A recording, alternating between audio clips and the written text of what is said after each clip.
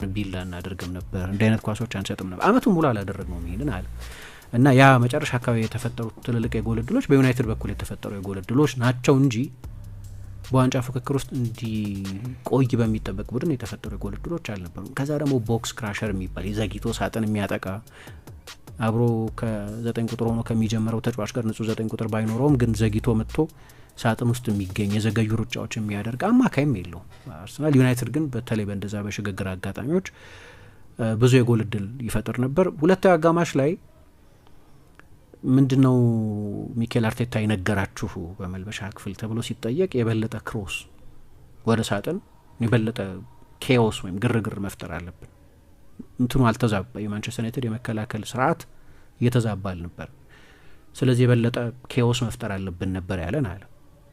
ስለዚህ በመጨረሻዎቹ በሁለታዊ አጋማሽ ብዙ ክሮስ ያደርጉ 27 ክሮስ መሰለኝ በሁለታዊ አጋማሽ ያደረጉት። የተወሰኑ የማዕዘን ምቶችም ነበር። የማዕዘን ምቶቹ ከሌሎቹ የማዕዘን ምቶች አንዳንድ አደገኛ የማዕዘን ምቶች ይጠቀማል። በአብዛኛው በአጫጭር ቅብብል ነው ትላንትና የማዕዘን ምት ይደረግ የነበር።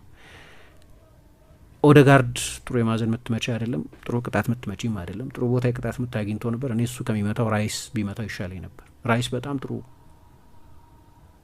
ቅጣት ምት መቺ እንደሆነ አላውቅም፣ ግን ጥሩ ሹተር እና ጥሩ ሹተር ከሆነ ኮች መደረግ ይችላል የቅጣት ምቶችን መምታት መቻል።